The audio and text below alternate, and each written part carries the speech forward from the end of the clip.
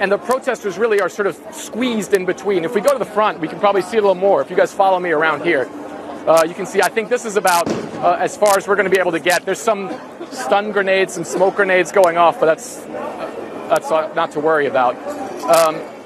So you can see right here, we're at the first sort of police front line. The cops have taken up a position here and are now moving in with the water cannon trucks. You see back there, you can see those water cannon trucks firing. It seems as though they're coming from both directions with the water cannon trucks. I'd say there's 3 water cannon trucks up there. There's also sort of an armored vehicle as well to clear barricades. But one of the things I think that the police was a little bit concerned about is you can see there were people that were above them up here.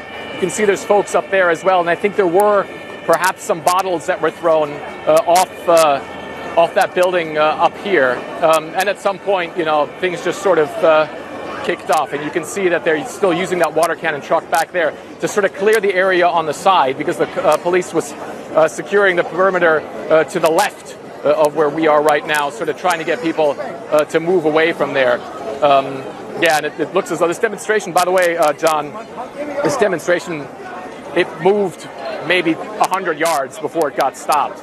So we'll wait and see if things calm down and if they get moving again, but right now it certainly doesn't look like it. No. And Fred, can you give us a sense of how far this activity we're seeing, the pushing and shoving between the demonstrators and the police, the smoke, the water cannons, how far is it from the meetings themselves? Yeah.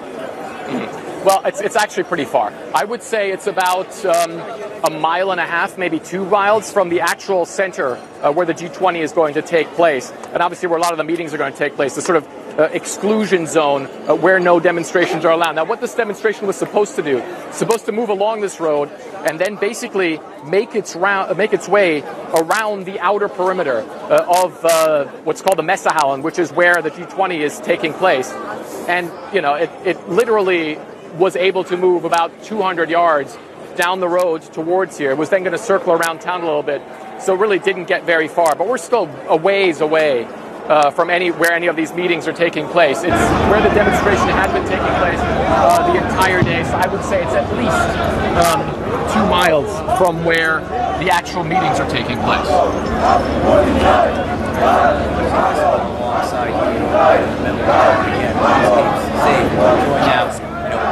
Brooke Baldwin, who is here and will take over as we watch this developing situation on the streets of Hamburg. All right, John Berman, thank you so much. I want to welcome our viewers here.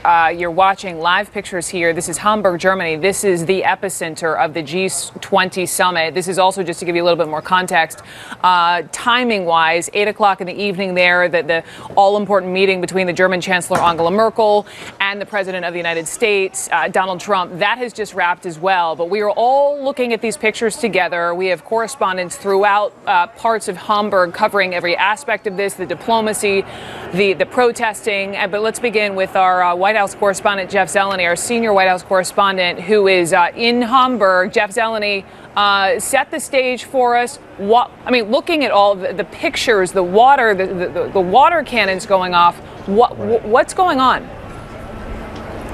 Well, Brooke, this is certainly a day of protest, the beginning of several days of protests here in Hamburg. And from our vantage point on a rooftop here, I can see in the distance and see a water cannon right now being sprayed across a group of protesters. There are a group of law enforcement officials, perhaps SWAT team officials with white helmets, who have lined up to essentially block what would be a running path or sort of a promenade along the river there. And there was orange smoke coming from some of these protesters. This is usually the sign of tear gas or something like that. We hear intermittent shots. Do not believe they're gunshots or anything like that, but perhaps just a cannon of tear gas or something. But Brooke, I can tell you from our vantage point here, there are a lot of people and a lot of police. And as Fred was just saying on the air, we are a couple miles or so